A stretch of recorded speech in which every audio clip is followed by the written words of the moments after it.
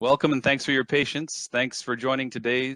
And now, Nanette Coleman, PhD candidate at the University of California, Berkeley, and SICSS-Howard Mathematica founder and lead organizer, will introduce today's moderator. Nanette, the floor is yours. Thank you all for joining us for SICSS-Africa plus African Descendants inaugural panel. I would be remiss if I did not begin by shining a light on my colleagues at SICSS-JIAS IPATC, Malebo, SICSS-Covenant Nigeria, Emmanuel, and SICSS-West Africa, West Central Africa and Cameroon, Ben. It is my pleasure to introduce my student, colleague, and friend, Susanna Ajang, who will introduce this groundbreaking multi-site SICSS panel.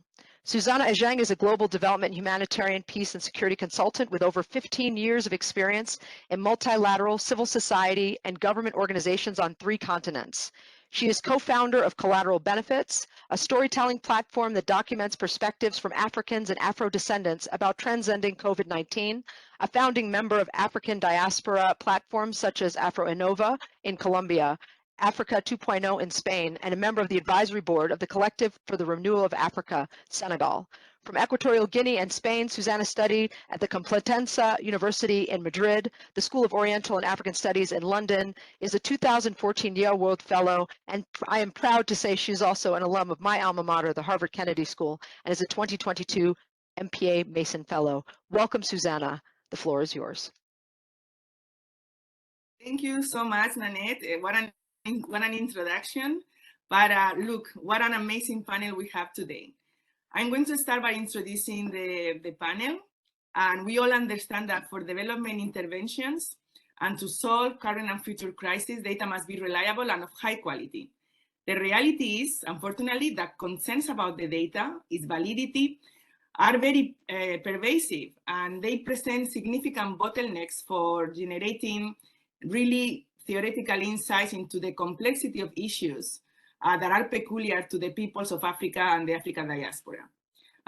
Previous attempts at circumventing data challenges in Africa have relied on surveys, estimates, or models that often do not reflect the reality of many African countries. So in order to have a robust discussion, certain questions must be asked. Questions such as, what challenges exist in the collection of precise data? How do these challenges affect how poverty indices and reports are generated? What can stakeholders do to improve data quality? What unique tools are available to collect more precise data that includes the perspectives of the communities studied?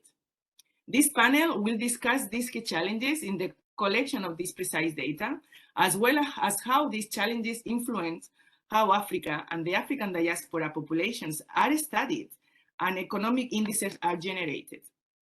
The panelists have an amazing background, and they will draw from their unique perspectives and experiences working with different forms of data to critically reflect and challenge current data collection methods, while highlighting innovative strategies for collecting data about Africans and Afro-descendants around the world. So we are going to start with our panelists. They are going to start by giving brief introductions about their videos that I hope that you have seen, but they are going to share with you key messages. And I am going to start with Lebohang Ramafoko. She's going to talk a little bit about herself and about her key messages. And then the other panelists, I will be calling on the other panelists. Lebo, the floor is yours.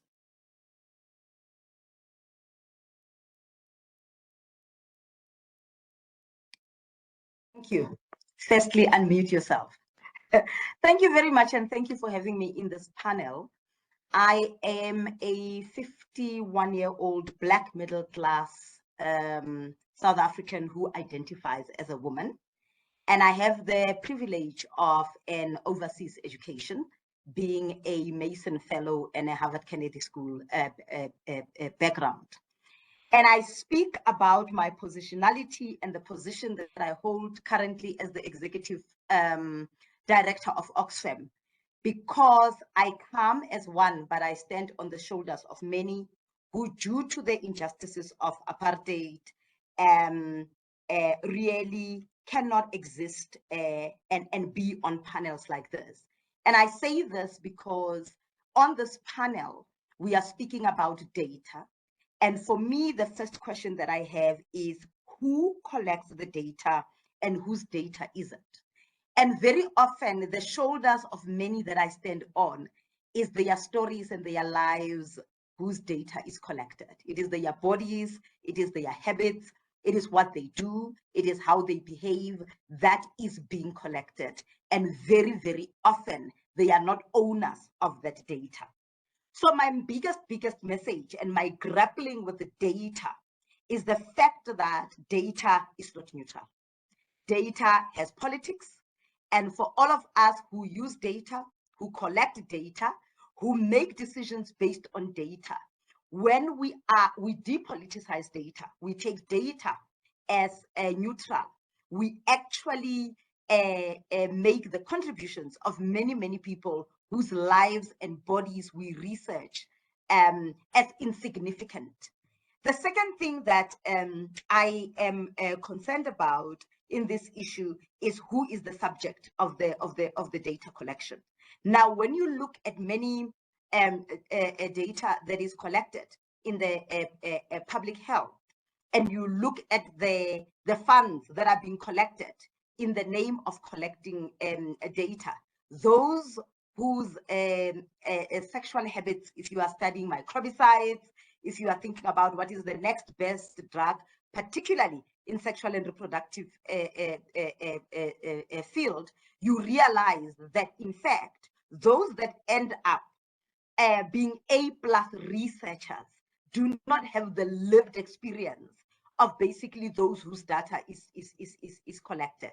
And what you basically have is the fact that Black women in particular in the global South end up being treated just as subjects. And a lot of them will participate even in some of the research simply because of the way in which they are going to earn a stipend. And, you know, some of these issues that I am raising, for me, even raises the question of when we know that Black women in particular did not put themselves where they are at risk, is it even worth doing that research? Should that money even be spent on changing the systems and challenging the systems that put them at risk in the first place? But the most important issue is which data is valued and what the data, particularly quantitative data, tells us and what it does not tell us, and how does it affect decision making. Now, when you live in Africa, where in fact our ways of being who we are is told through story, what do numbers tell you? What kind of wisdom are we not even gathering when we value the global standard of randomized controlled trials, and we use numbers, and we really undervalue what we would call anecdotal studies around data. And we basically have developed fields of study where even in research, the higher you go is the more you can compute numbers. What are we saying about knowledge, sense making, meaning making that is developed in methods that are not recognized as the key or the golden standard of knowledge management? And again, as I say, data is not neutral. Data is political. Data is about who holds power. Data is about who holds the money for the data to be collected. And data, if we do not look at the power differentials and the positionalities of those who collect data, we are only collecting the stories that will support a particular narrative. And the story is never final if you don't question your own positionality around who collects data, on whose bodies is the research done, and which data gets valued. Thank you. Thank you so much, Lebohang Ramafoko. Amazing. This key message, data is political, data is about power. So data should be treated as personal, because otherwise you don't control your own narrative. Now we are going to go with Dr. Baso Nsense, and he's going to introduce himself. He's going to talk about the key messages from his video, and also about how he got into this topic. Dr. Baso, the floor is yours. Thank you very much, Susanna, and greetings to my colleagues. Wonderful inputs from Lebogang, really. So from my side, as you said, my name is Baso. I'm based at the University of Johannesburg, where I have the privilege of being the head of department, and also being the head of the 4IR and Digital Policy Research Unit. And a lot of what we get up to dovetails with a lot of data. In fact, I began my presentation, my talk, by apologizing because I'm not a data scientist, but I think, as has been indicated by Lebogang, we all deal with data in some way or another. We're all stakeholders in discussions about data. And we use data in my discipline. There's quite a high premium on accuracy and empirical evidence. And a lot of what we study at the department and in the unit is around technology and inequality. And that sees us doing work around technology and trade, technology and governance, cybersecurity, games, gaming and conflict, as well as emerging technologies and international politics. So in my talk, I titled the talk New Directions in the Politics and Governance of Data. And I sought to achieve three things. The first was to describe what is at stake, why worry about data when it comes to Africa and African descendants. And then I spoke about common challenges and their causes, their root causes, and a little bit to try and dispel some myths and remove some excuses, expose some excuses around the lack of accuracy that we have on data, to really try to diagnose the problem at a macro level and at a micro level. And then I spoke a bit around solutions that we have been implementing, but also some general new directions that we've been observing other people put into place and work with. So in trying to portray what is at stake, I really try to dwell on the point that a lot is at stake, if not everything, for meaningful African and Africa defined more broadly, for meaningful African participation in the 21st century.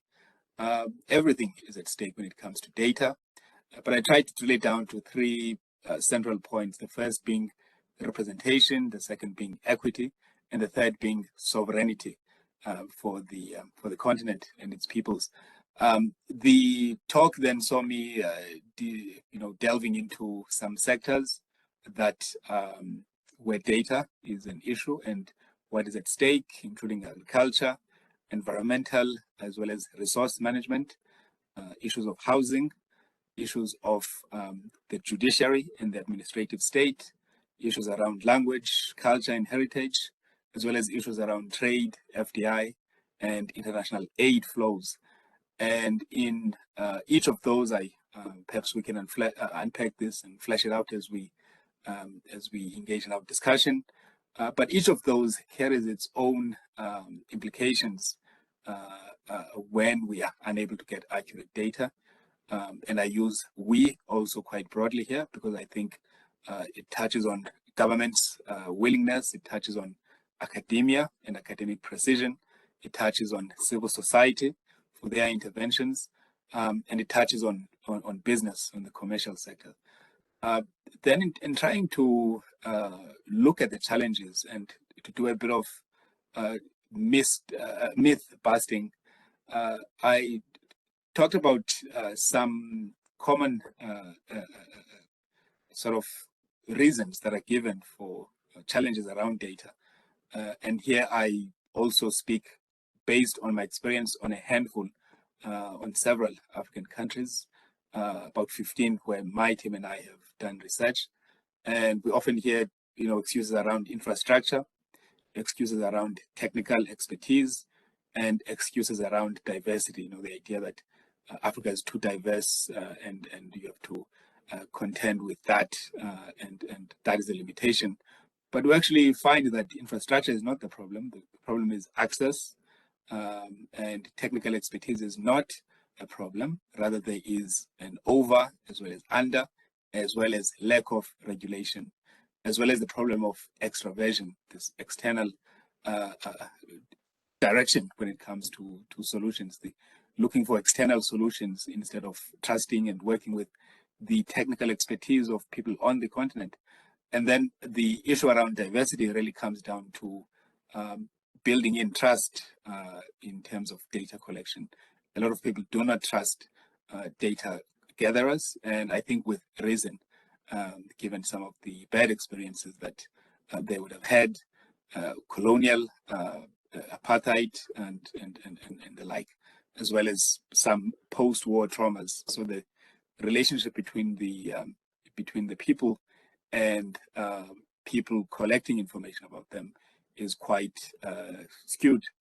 And then I talked a bit about solutions that we've been seeing, including uses of big data through domestically and continentally developed tools and methods and frameworks, including in academia, including in business and in government, and the overlaps in the implementations of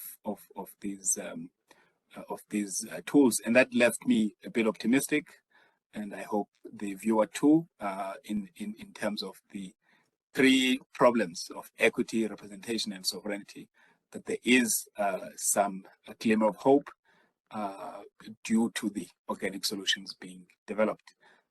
So thank you very much, and I hope we can engage further on these issues. Thank you so much, Baso. These issues that you raised are very challenging, particularly the issue of trust. You know, Lebo was talking about understanding data, making data, and then realizing that data is personal. You also are talking about that next level and how it's contextual, no? How it also shapes the reality around us, and we can do what Lebo says, also influence it through narratives by addressing the issues that you talk about: representation, equity, and sovereignty. Okay, our next speaker, thank you so much. Our next speaker is Dr. Yahia Saik. Dr. Yahia, please, can you introduce yourself and offer us a brief summary of your video, and also explain to us how come you got involved in these issues. Thank you. Sure. First of all, I want to thank everybody for attending. I want to thank my colleagues. I think there's a lot of layering that is you're going to witness because some of the issues that we're grappling around the world are pretty much the same. I'm a physician. My background, training and practices in human rights and humanitarian assistance. I also have a related background in public health research, epidemiology, and biostatistics. I really got involved in this from a variety of different directions. One of them was I was working for a federal agency in the US at some point, and there I was heading up a data research effort. And one of the things that we notice is the way that when you look at communities from the top down, we tend to think of community, federal governments tend to think of communities as being homogenous. And part of the reason is because they tend to think about communities and community efforts to the perspective of things that they have control over, like budget, policies, legislation, acts, things like that. And those affect all communities, the entire nation. But what they don't tend to realize as much is that they affect each community differently. And much of my data effort and much of my effort was around surfacing that reality that a singular policy that cut across all communities can have differential impact in different communities. My current position at MITRE, which is also continuing my work with the federal government, is still related to considerable research in this field, thinking through how can we introduce equitable tools, approaches in order to understand community realities and represent them to people in power, right? The federal government, state governments, etc. So that's kind of how I got involved. And as a summary of my presentation from before, so a couple of things. The way that we started off the presentation, and I think the way we are starting off this presentation is very relevant because it's the idea of context. And the context that I wanted to highlight in my presentation previously was really around this particular space and time that we were giving that session. And the space, of course, is the physical space, and the physical space where I was located at that time and where I am right now, Baltimore in Maryland in the U.S., is actually built on land that belonged to the Piscataway Nation, Native American nations that have been, dispossessed of the land, have been relegated to other parts of land that is not theirs, that is not optimal to their ancestral homelands, etc. So that spatial situatedness was relevant because some of that history continues until now. And then the temporal situatedness, the temporal context was important because just a few weeks ago, mid-May, we are in the end of June, but mid-May, there was a mass shooting that happened in Buffalo, New York. And that particular mass shooting uncovered and it revealed and it to many people and lifted the veils from the eyes of many people that may have been under the illusion that the system works for everybody. And what that shooting showed is that the system doesn't work for everybody, that power has dimensions. And the particular dimension that shooting showed is that when somebody has an expectation of the system to work for them, as opposed to people who don't have an expectation of the system to work for them, that shows the disparity to access to power. So this particular gentleman, he who walks into this gunman who walks into this grocery store and guns down people that were there, and he selected that store primarily because it was visited often by African Americans. It was in a high African American neighborhood. And in his manifesto, he mentions this idea that when he is going to be coming out of that store after shooting up everybody, he has an expectation that there will be police there. And then he has an expectation that he will give himself up to the police, they will arrest him, and they will take him back to the station. That kind of a model of behavior where you have that particular expectation does not exist within the mind frames of many communities in the US that are not white. So people who are driving down the street, if you're a young African-American male and you get stopped at a traffic stop, not having done anything, you don't have an expectation. You have that you will survive. You have there's a stress response that starts to happen. Your heart beats faster, you start to sweat. And that kind of an expectation that you might not survive an encounter that's benign compared to somebody else who is a perpetrator and who killed people and who has an expectation that they will survive, that reveals that there's a system under which we operate. And that system under which we operate chooses outcomes and is optimized for outcomes differently for different groups of people.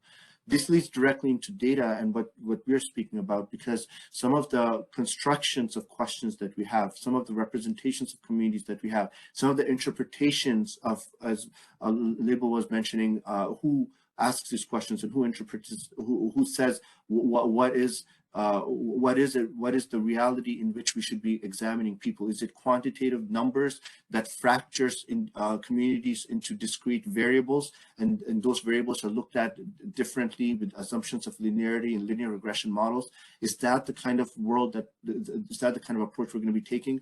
Or is it an approach that looks at histories and looks at relationships, and it's a relational world where the past and the present, they interact,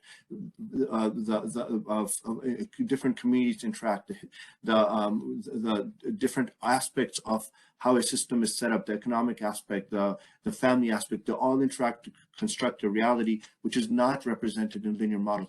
Is that the kind of approach that we have? So when we think about what system we operate in and what that system is optimized for, looking at these histories explains to us the why of where we are right now.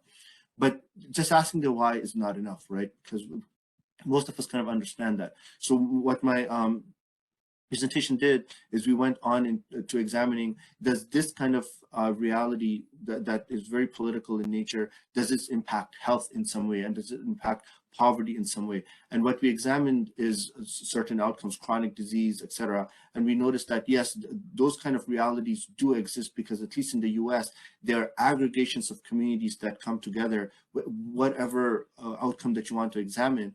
The poorest outcomes aggregate, they conglomerate communities together by outcomes that are negative. And when you look at the histories of that and you look at the context of it, look at the narratives, they all link back to some kind of a conscious decision, conscious machination of system to benefit one community over another community. The other reason that we wanted to look at these relational aspects in the presentation is that we shouldn't be in any illusion, or we shouldn't have any delusions that the kind of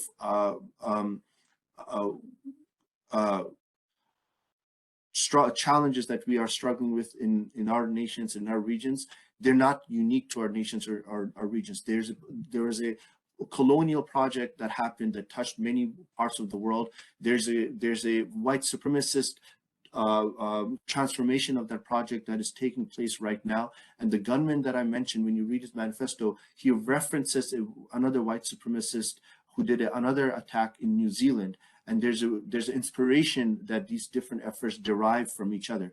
The idea of a colonial project, that now we are in a post-colonial world where the post part is in quotation marks, we are actually in a neo-colonial world. That colonialism is not post anymore. It's actually transformed into structures, the IMF, the World Bank, the structures that disenfranchise communities around the globe for the benefit of other nations. And that is also seen from a colonial lens. That particular those nations that were colonial in the past are still colonial in the present, but the structures in which they apply that colonialism is different.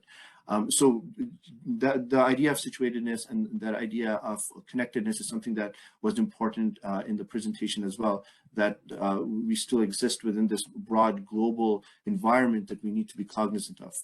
And in terms of realities locally in our nation, in the US, the example that we gave that's relevant right now in terms of health are kind of like what Lebo was mentioning, who asks the question matters. And the example that I gave was around drug abuse. Right now, you know, the opioid pandemic is a big deal. A lot of folks are, there's a lot of programs, a lot of money is going into constructing interventions, public health interventions. But this idea of a drug epidemic that needs to be thought of as a public health issue, as a public health crisis and epidemic, is relatively new. Because 40 years ago, there was a drug epidemic, there was a heroin epidemic, it was hitting inner city African-American communities. But at that time, the lenses with which we looked at, the lenses with which government looked at that crisis was a criminal justice lens. When the lens, the vantage point is different, is a criminal justice vantage point, then the same problem is looked at as with different variables that impact it. The questions we ask is different. What are the confounding variables? What's the independent set of independent variables that that impact the dependent variables? The entire construction of the statistical model is different. The data sets that we collect in order to represent communities is different. Now we're looking at it as a public health crisis because it's hitting suburban America that is largely white. And basically, it's represent the demographic that's being hit right now represents a demographic that's in power. Now, all of this, the questions we're asking are different. It's hitting our families. Hey, my uncle is not a bad person. He's a drug addict, but he's not a bad person. So it must be not him. It must be the environment. But when it was hitting minority communities, it must not be the environment. It must be them. So this construction of questions and who constructs those questions, who funds that research, that entire pipeline becomes relevant, and it becomes relevant to the current reality. One other thing related to that is about well, that entire pipeline. So the entire pipeline of not just who asks the question, but who funds the research, who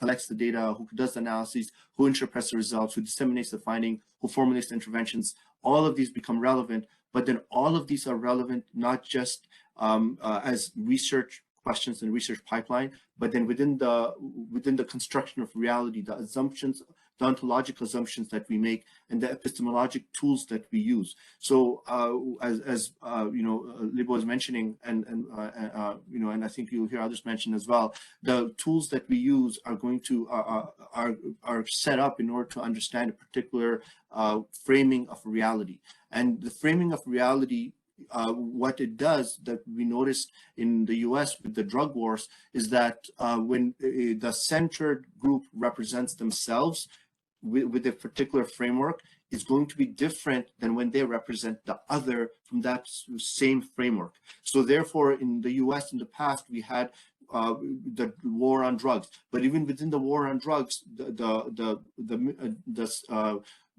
what we used to call minimum mandatory sentencing, the consequence of being arrested for certain drugs was different for African Americans as it was compared to white folks. The amount of drugs that were needed to prosecute an African American person who's caught with drugs was different, like 5 grams of cocaine, powdered cocaine, crack cocaine, versus half a kilogram of powdered cocaine for somebody who's white. So that difference represents itself in who gets caught and how the outcomes happen for those communities. So with that, I wanted to mention one more thing, which is this idea that whenever we think about how do we intervene on this process in order to improve the research enterprise, to improve the validity of data, people tend to, at least in the US, we tend to say we need a more diverse workforce, we need a more diverse set of researchers, we need diversity, right? But we need more than diversity. We need not just diversity in people, because if those people are trained in the same system and the same frameworks as the centered, then the margins, the bodies are different, but the minds are the same. So what we need is ontologic diversity. We need epistemologic diversity, the diversity of using narratives in order to understand realities of communities. So there are tools that we use, and I think I mentioned one of them. It's a systematic process to, incorporate, fundamentally change this research enterprise, but still participate in the broader academic field. And it was called a FAIR framework. We can go more into that later if there are any questions about that. So apologies for taking too long, and I want to hand this back over. Thank you so much. Thank you so much, Yahya. I think this understanding of the social determinants, sociopolitical and economic determinants of health, and in the 21st century, who lives and who dies, even of preventable causes in the US and around the world, is very pertinent for it. Really, we really want to have significant change or sustainable development as the global goals are calling for. Our final panelist is also an amazing person with an amazing career, Dr. Evans. Dr. Evans Asabuhian. Do I pronounce it well, Dr. Evans? You tried. Thank you. Okay. You can correct me, and apologies. Dr. Evans, you can introduce yourself. No apology. My name is Evans Osabuhian. I think for short, Evans is better than most people, so Evans is better. My name is Evans Osabuhian. I'm currently the Professor of Economics and Head of Department Economics and Studies in Common University. I'm so pleased to be part of this SICSS-Covenant, co-organized with my friends Emmanuel, Fidelia, and Dr. Gashon. Presently, the issue of data is crucial, and that is what led to us establishing the center in 2018, which we call CEPDA, Center for Economic Policy and Development Research. And I'd like to start with that. The aim of the center is basically to link research to policy and practice. In other words, to allow our research efforts to interrogate with what happens in the policy-making space and vis-a-vis what happens in the industry, which is practical aspect. The issue of data is crucial, and I'd like to start with this story that I had a discussion with this Pan-African Center, which is we know as CODESTRA, which is a Council for the Social Science and Research, Social Research in Africa. And the ES was already then, that was 2019, at the point of doing my PhD research when I got a grant from them, that the center was approached because a Pan-African center overseeing a number of research efforts in social sciences across Africa. And one of the international agents approached them, I don't want to call the name now for personal reasons, that they should fund the research. What is the aim of research? To establish that colonization does not have effect in Africa. That was the agenda of that research. And when the label said data is not neutral, and this story just resonates in my mind that actually data is not neutral. But when we discuss that, economists will say, well, let the data speak. But data has no voice. It's the voice behind who is asking the question that determines the kind of data that will be there. I mean, the voice same figure can mean different things. Like I was sharing with my colleagues here last week, that human beings are not number. Human beings are human beings. And the number we are tied to the behind that determines who is asking the question and who is what is the end result. So most cases we see data being used to push agendas. It's not unusual that in most African countries you see data, for example, the data on population, because it has an effect on the budget allocation. We have stories across, I don't want to mention countries, across many African countries, whereby this data, population data is being doctored because there's a economic reason behind the number we are seeing, which also means that, like I said earlier, data is not neutral. Data has no voice, but the voice of the person asking the question determines what kind of data we are interpreting. So that's one point I want to mention. Another point, again, we normally emphasize again in social science is that not all that, I think I also showed my colleague last week, that not all that counts are accountable, and not all that are accountable counts. In other words, how do we separate the value of data with regards to the linking that to the social context or social realities? And unfortunately, in Africa context, we don't have such a strong footing, and that is which I want to discuss now, the issue of challenges that face of data, because like I just mentioned earlier, your research work, your research findings is as good as your data. And so we have seen case of an issue of capacity issue, because the ability to understand the data first matters to how you're able to analyze the data and also interpret the data. Another issue that we also see as one of the challenges for data issue in Africa is the issue of a resource constraint. Unfortunately, the government of most African countries are not supporting in this regard. Of course, it's not hard to figure out, because if the less the minds are empowered, the more it's easy to govern them with rent-seeking behavior, as we have seen across Africa. Another factor we have seen as a major challenge to data issue in Africa is the issue of infrastructure, issue of storage, infrastructure, issue of data analysis, and this cut across spectrum. And then one more factor to mention is the issue of logistics support, because data requires process. So the processes involved in this kind of logistics support are not so available in Africa. So these are limitations in Africa. So next point I want to go, because most of the points I'm mentioning have been taught by my previous speakers, which I want to appreciate them because they've set the pace for my talk. So now how do we circumvent these kind of challenges? And I will mention a few of them. One of them is capacity building. And I want to appreciate the SICSS family for what we are doing now. But what we are doing now, it really takes time to stare the kind of capacity building we are building on these young minds to be able to appreciate alternative sources of data, and also appreciate how the data behind us that we see. All of us go to Facebook, post pictures, go to Twitter, tweet, but we are yet to understand the data science behind it. And this kind of capacity building on SICSS platform is a very good way to enhance data reliability, data viability, and data reproducibility in African context. Then more point again on the issue of how to address the challenges. The issue of funding. We can't talk that so much, because it requires funding to afford the great data requires time and funding. Even to collect the data requires time and funding. Even to analyze data requires time and funding. The one crucial area I want to mention, the issue of how to address data challenge in Africa, is the issue of we need more collaboration. And unfortunately, in African context, most time we want to compete with those we should collaborate with. It's unfortunate because we have seen, I think I'll be 18 years in research in Africa. We see that it's easier to collaborate with the North scientists than to collaborate with your brother or sister across the boundary.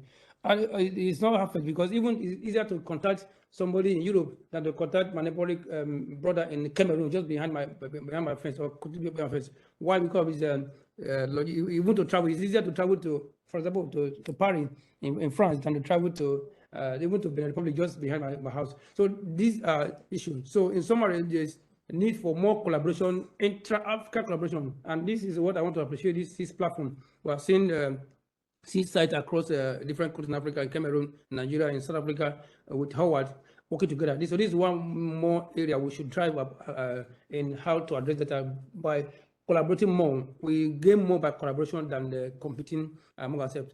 Then one other factor to put about is about transparency.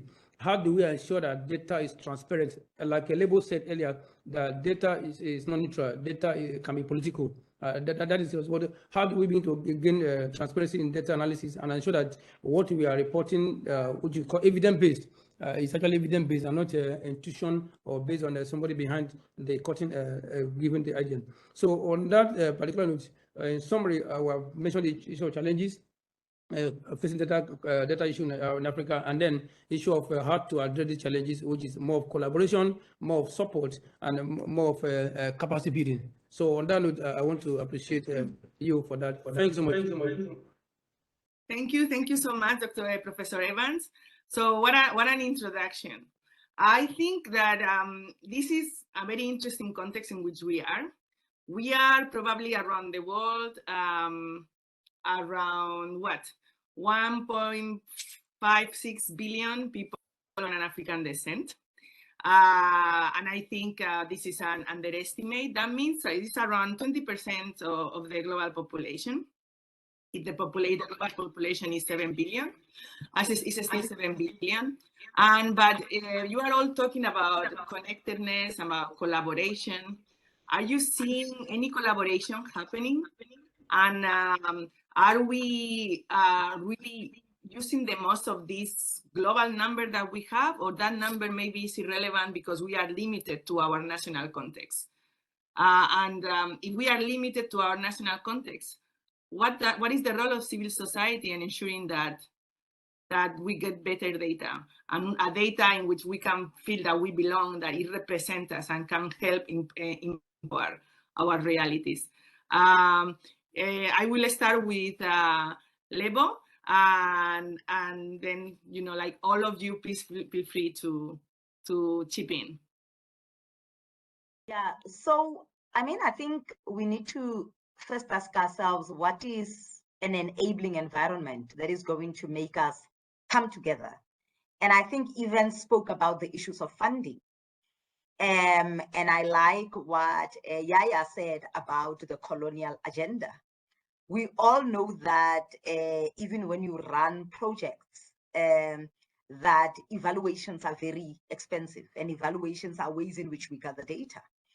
And in fact, when the hand that controls which data is gathered is really controlled by the money coming from the global north, you end up all the time having the challenge of really who are the people that pay the money, and are they allowing the collaboration?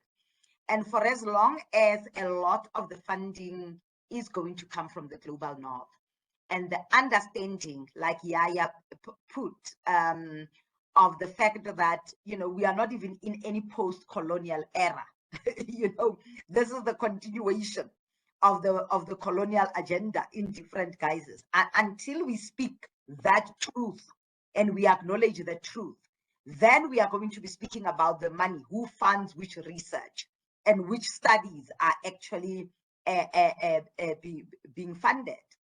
And I do think that, you know, very recently I attended a talk that was shared by South Africa's statistician general, you know, who spoke about, and you know that they collect a lot of data, the Auditor General, the previous one, that really helps the country make decisions.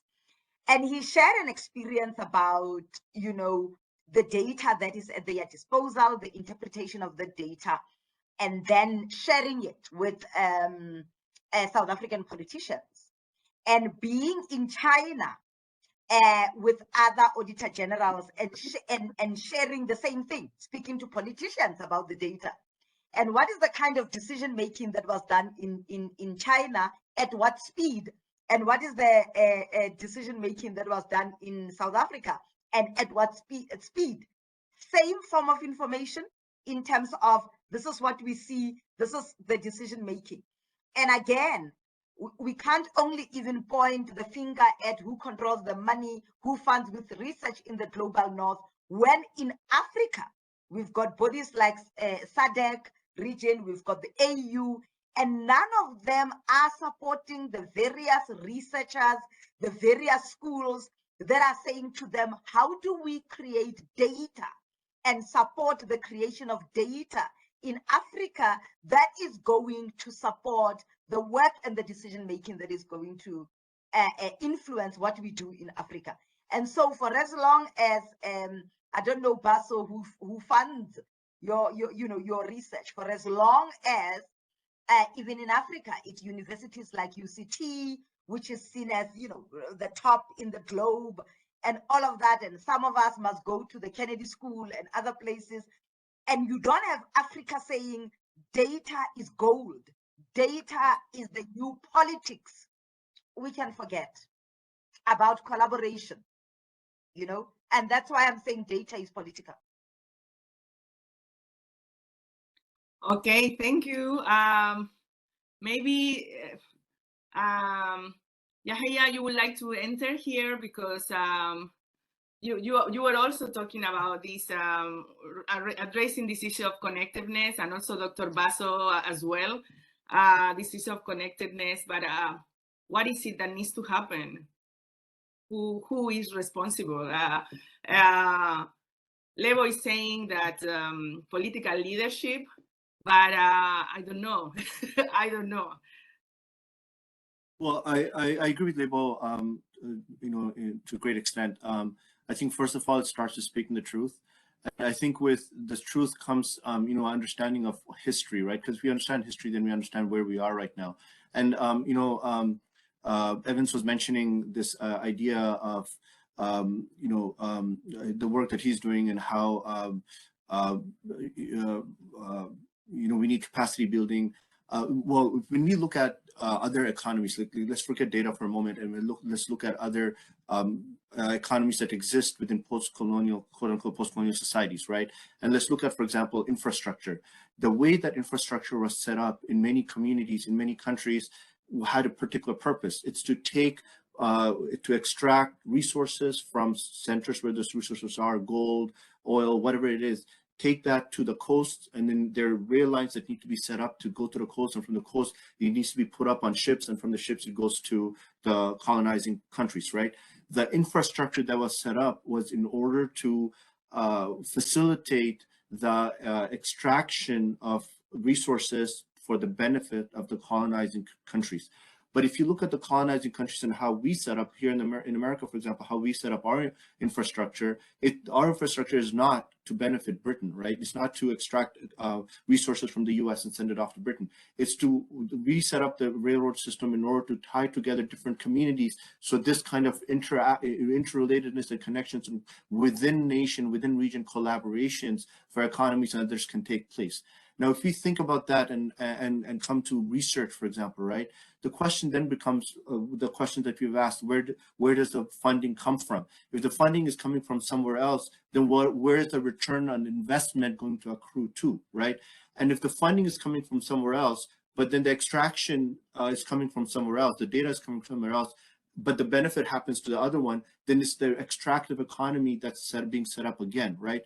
And then one way of noticing that in a very real way is thinking about, once the research is done, where does the dissemination of findings happen, right? The gold standard for that is usually journals, peer-reviewed journals that are in in England, in UK, in Europe, Nature, Science, AJPH, New England Journal, JAMA, Lancet. These are all journals that are not set up to refer to that, as Lebo was mentioning, the ontologies, the worldviews, the epistemologies that make sense for the other populations. So I do agree with what's being said. I also think that there needs to be a way to re-engineer the system so that it's not, if we try to operate within the system as it's structured, we are going to produce the outcomes that the system is set up for. We'll have to re-engineer, reconnect the system in a way that optimizes local outcomes, then we'll see a change in local realities.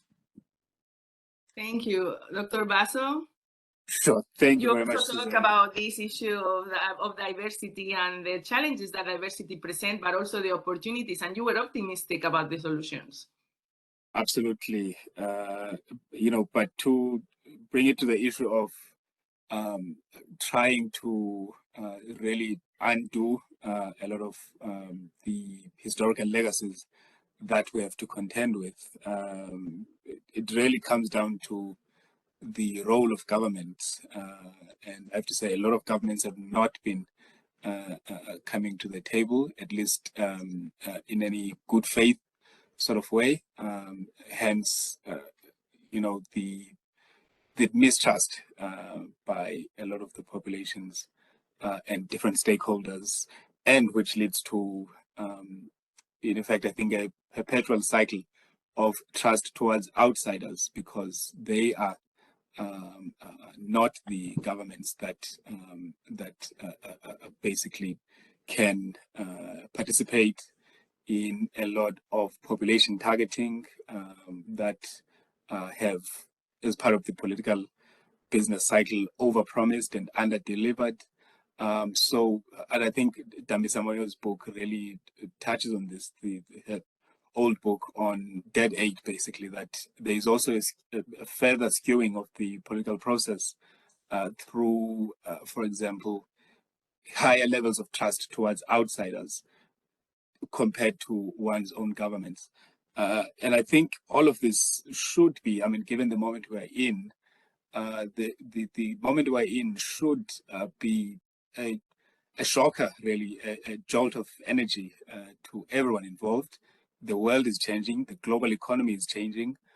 It presents an opportunity to reshuffle the deck, and that begins with the appreciation of the changing nature of the global economy, that data is really the new oil or the new gold, or whatever the case may be, and creating mechanisms, legislation to safeguard that, but also to change the political process, to rewrite the social contract between government, society, and business.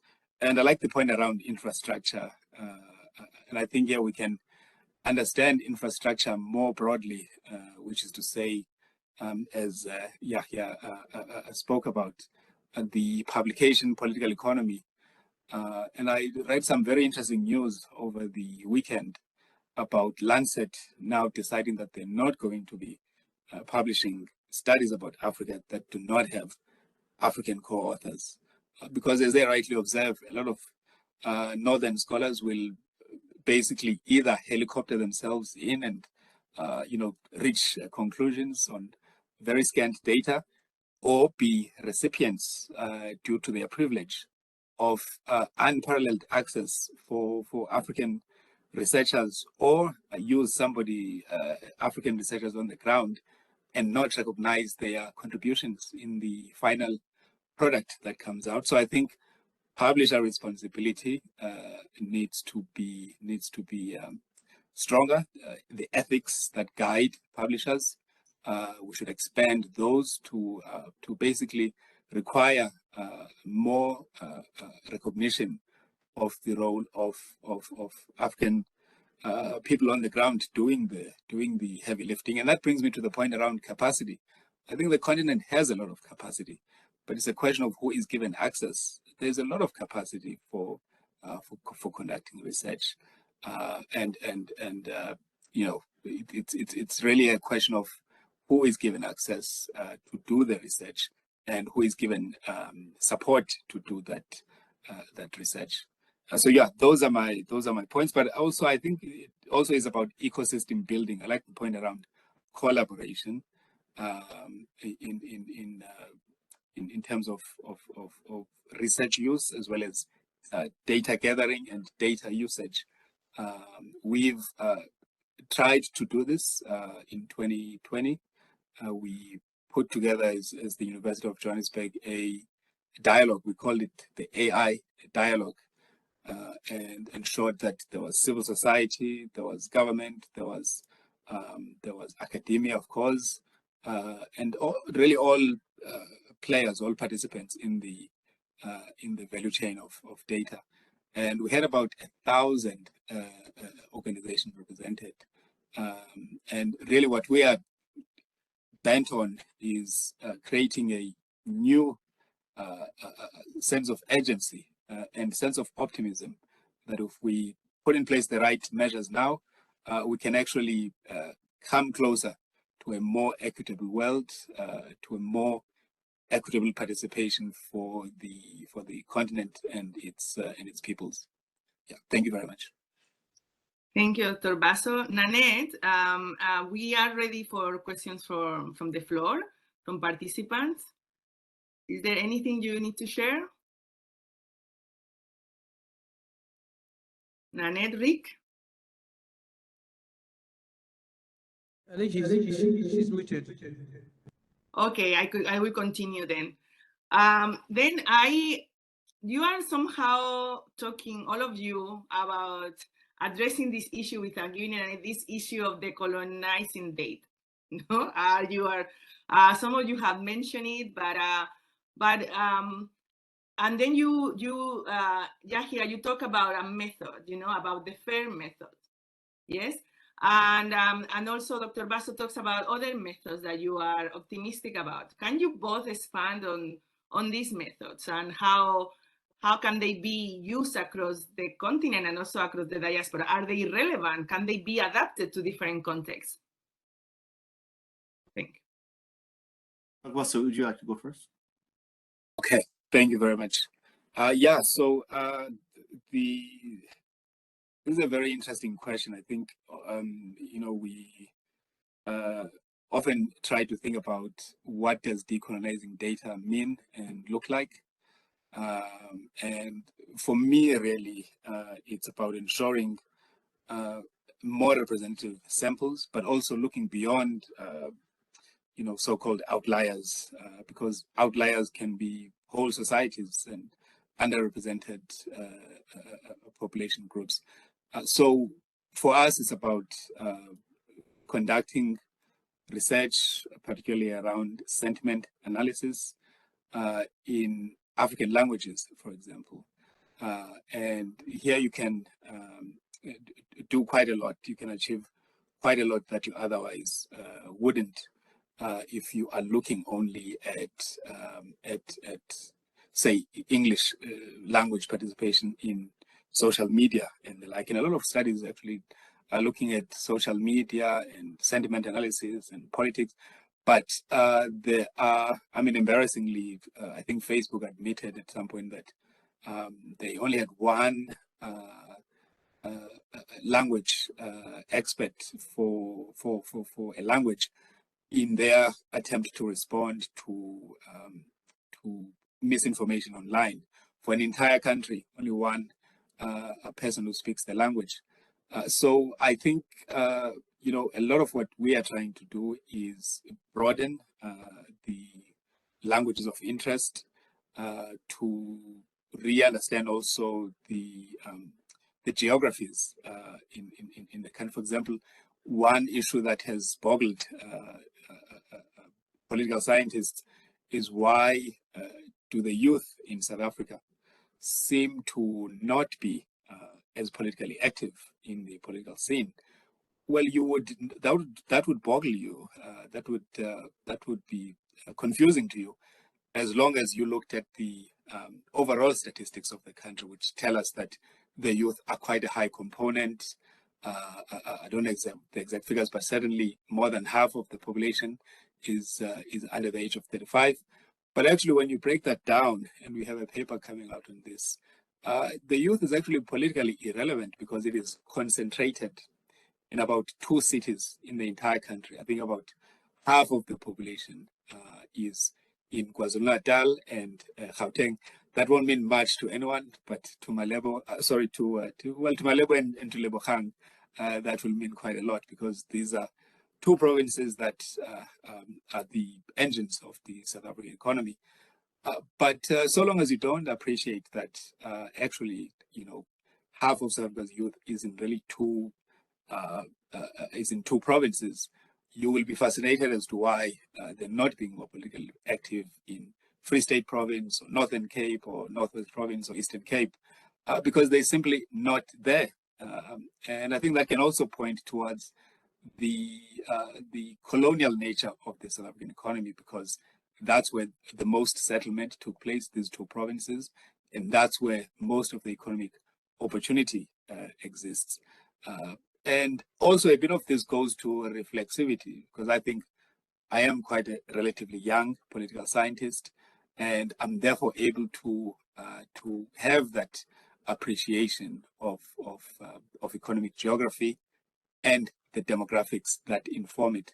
So those are some of the papers that are keeping us very busy, and yeah, in our efforts to decolonize a lot of the science that we work within.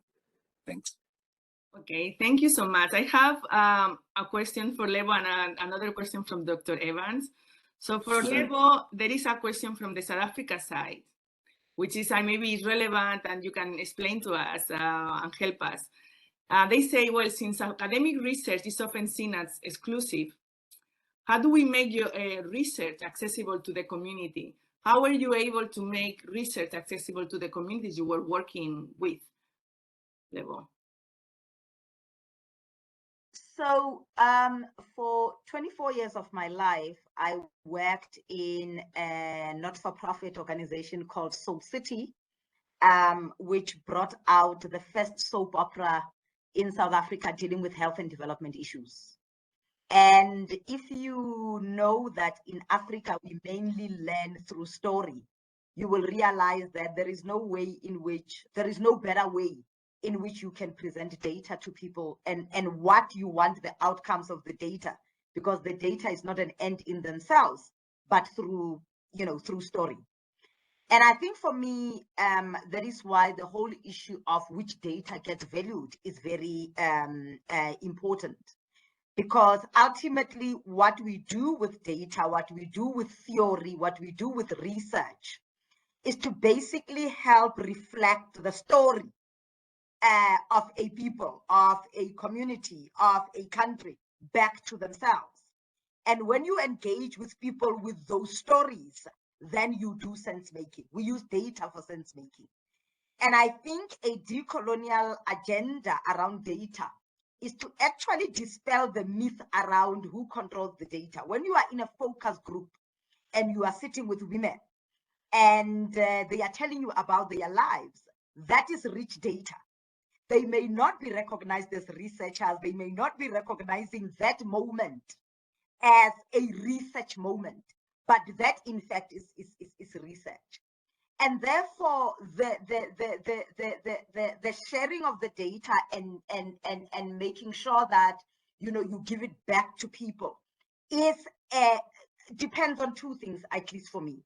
One is understanding and appreciating that in fact the power differentials are problematic, because the person who gives you the data is as important or even more important than the people that are gathering the data. But once data has been gathered, going back and sharing that data continues the conversation. So it's very easy, in fact, to share data. We share data through story when we meet in gatherings. And I would say we don't only need decolonial data, we also need decolonial and feminist data, because the voices of women and the way they make sense of the world gets ignored, because often women are not in the sciences. And even in Africa, when we are having Black scientists, they are often not Black women feminist scientists. So that's what I want to share as well. And that is why I was saying data is political and it's not neutral. So the ability to sit down and really, it's I want to present it as almost a dance. And for me, that dance is taking the story, and Bell Hooks says something that for me, I take as something about even academia, is that Bell Hooks says she went and studied theory to make sense of her lived experience. She wanted to understand why her mother, who was the decision maker in the home, and was the one that was really running the home, would not discipline her. And the father, who had no interaction with her, would then be called upon to discipline her. And she went to theory as a form of understanding a lived experience. And if we really look at what Bell Hooks tells us, is the fact that the two are two sides of the same coin. And therefore, when we collect data of any form, and we put the theory and what we believe or what we are reading into what this data is telling us, we need to match it up with the stories and the lived experience that gave us the data in the first place. And we must do it for also a way of questioning our own hypothesis. So when I don't come from a community of sorts, and I think Yaya spoke about it, when I don't come from a community of sorts, and I extract information, and I match it to a theory that may be very alien to the people who are living that experience and are making sense in a particular way, do I even go back to them and share it with them so that their own ways of making sense is incorporated in a dual sense making? Thank you so much, Lebo. Thank you. I'm going to now ask Dr. Evans, are you around? Very well. Yes. So we have a question from the Nigerian side. Okay. And it's about, you know, what Lebo was talking about and the others about quality of data. But they say, oh, if we are going to improve the quality of data from the systems that they have, the routine systems, especially through public institutions. And there is an emergency move towards citizen science, yeah? And the co-production of knowledge and interventions, which is a modern term for community involvement. So how can digital tools be leveraged upon for collection of precise data that includes the perspectives of the communities being studied? Is there something that can happen at the Nigerian level or internationally? African context as well. Yeah, thank you so much.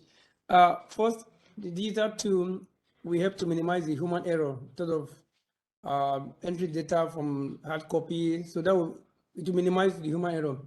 But the ideology behind the data may not be minimized per se. I think Lebo has said earlier that data does not have a voice.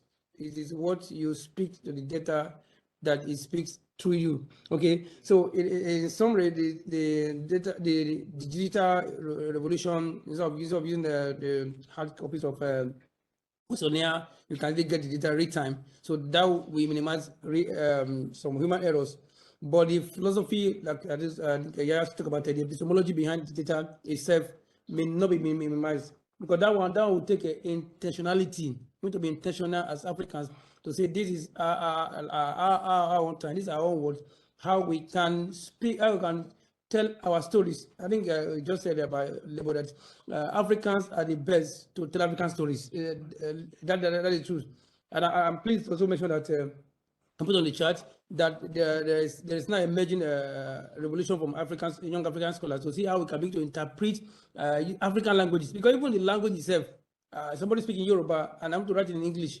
In the real sense, the naturality of that data we are talking about has undergone some metamorphosis, and that may also affect the context. So in other words, relating data to the context may be affected. But the digital revolution is good, but it may not in the urban minimize all the errors. You can minimize the human errors, but the epistemology will take intentionality. And I'm happy with the issue of working with the community-based organizations, working with the NGOs who are, so to say, neutral in terms of a political space, and then they can be to master the points that reflect the reality of the local content. So that's what I want to say. That. So in summary, the digital revolution will minimize human errors.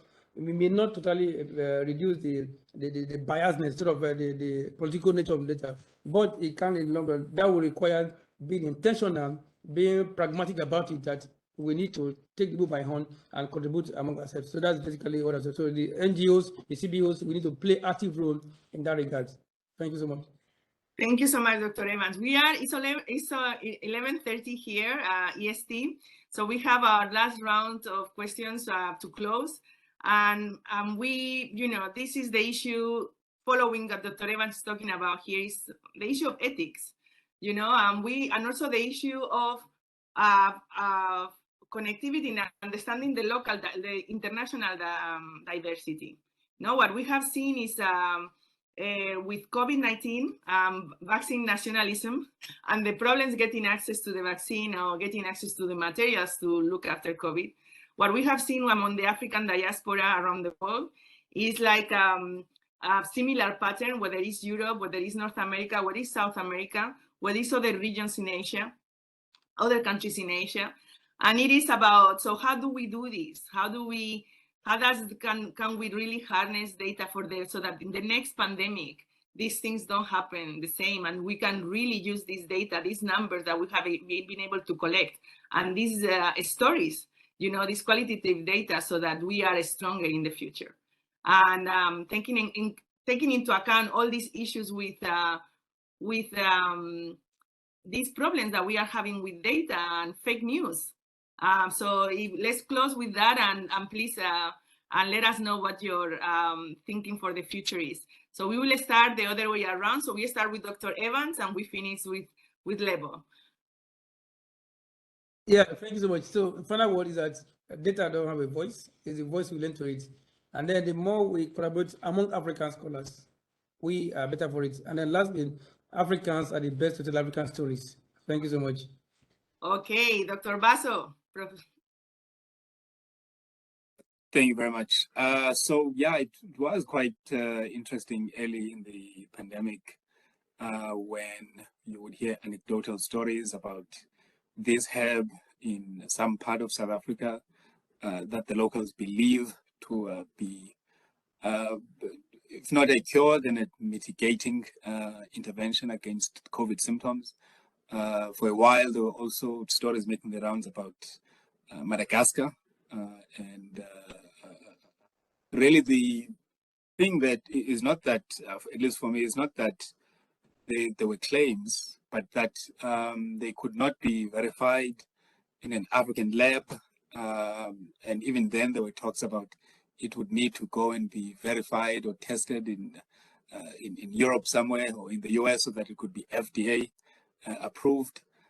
So I think there is a need for a culture of data, for a culture of building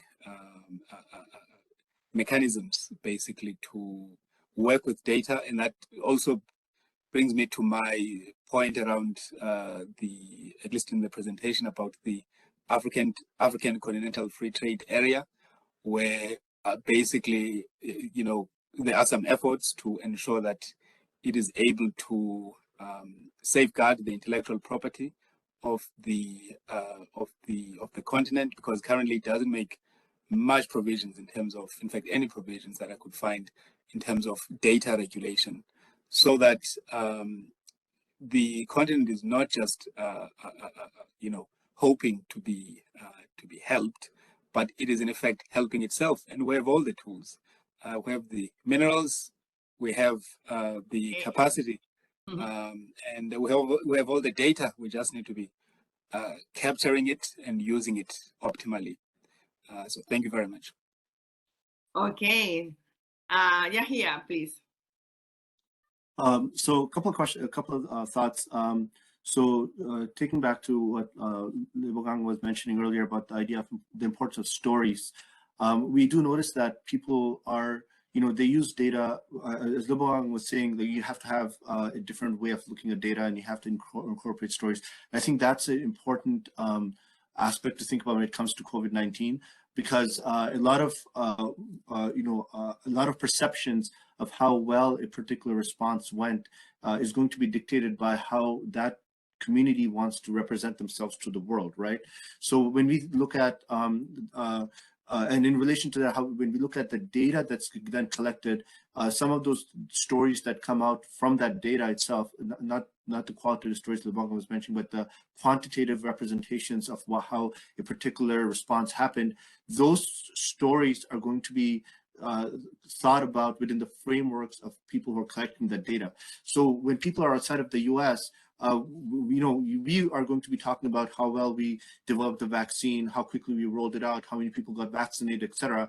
And people forget that there are a lot of African-American Hispanics that died. The majority of the COVID-19 that hit in American communities was in poor communities, was in marginalized communities. It was for a very long time, we didn't collect the data even to represent that people who are dying, what is their race and ethnicity, and because of that, the disparities were buried, right? So the point here is that one thing that the data needs to do is be more expansive in the way that it represents communities. That's number one.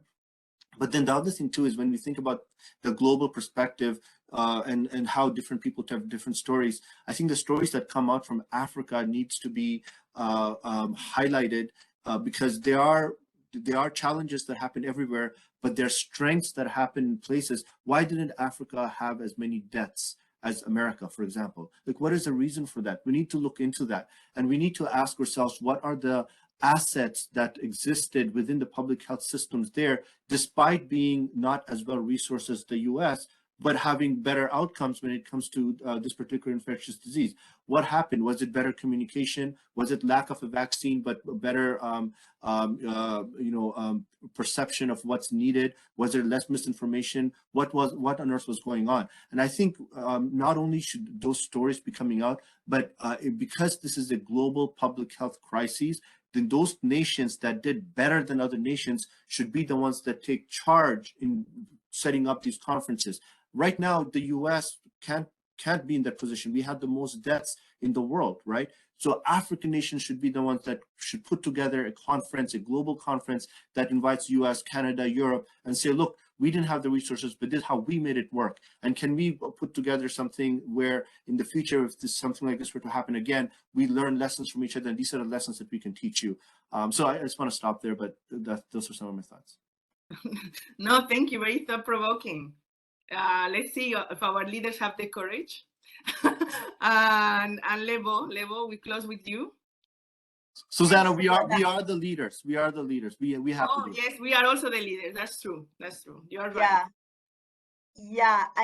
For me, it's almost unfortunate that this gets more exciting as we close, because my biggest bugbear was when our science as South Africa was interpreted to say that we brought, the virus to other worlds. And you just looked at the hypocrisy of the world. It did not matter what you called me for. And thank God I was on many international Zooms. Whether it was cooking over Zoom, I complained about that. Whatever happened, I kept on saying, we are leading with the science as South Africans. We are using the benefit of what we know about HIV. We are finding strains, and therefore do not use your racism and your white supremacy to punish us and close us out, because say thank God to us. You need to be worshiping the ground that we are walking on, because had it not been for what we brought in, we wouldn't have been able to, you would not know what you know. And exactly what Yaya is saying, it ended up being the South African variant. Where South African in community said, we don't even know where these countries come from. This thing doesn't come from us. Why is it now the South African variant? But story is important. Who controls the funding is important. Who tells and interprets the data is important. And for a very long time, the idea that scientists and data collectors, who were mainly pale males from the north, thinking that science is neutral, and this whole bugbear in my life, in the public health sector of, this agency and that agency is only going to support this work because it's evidence-based. You know, there is no better evidence about the lived experience of Black women than the lived experience of Black women. I really don't care where your PhD comes from. There is no better data and experience and evidence about Black women's sexuality than that of Black women who are having sex themselves. And so the idea that in public health, so much money, Global Fund, USAID, CDC have brought us all of these people who we teach, and they use the PhDs, they use positionality, and want us to not even recognize the positionality that they bring as evidence-based. I could blow my top. That is why I'm saying this conversation is getting interesting right at the end. But the point is, data is not neutral. Data is political. And we have a big job to do in the Global South to make sure that we come together and we have our governments recognize that data is key and data is important.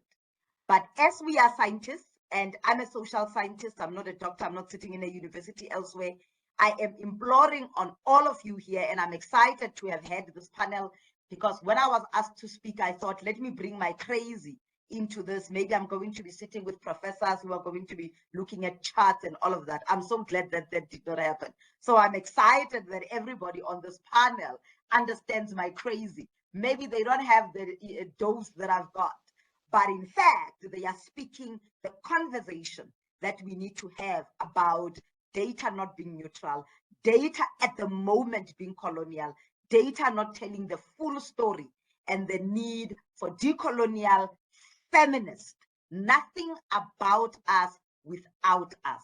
That should be what we do. Lancet is moving to that direction, and we need to push further and further. We are not research subjects.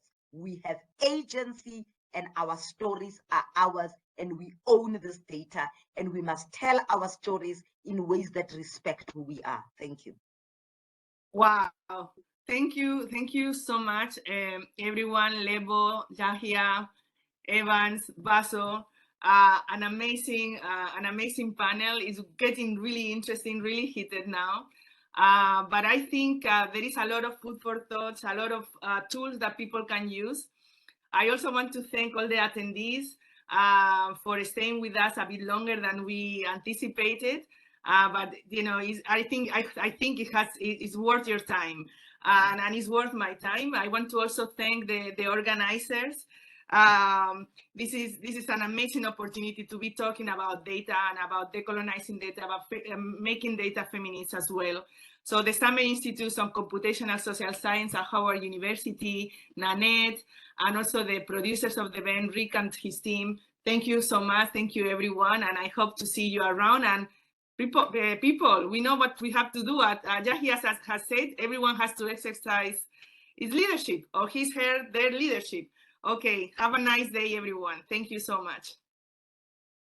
Thank you for joining us. For more information on the work of 6 sites expressly serving Africans and African descendants, check out each of our websites and resources.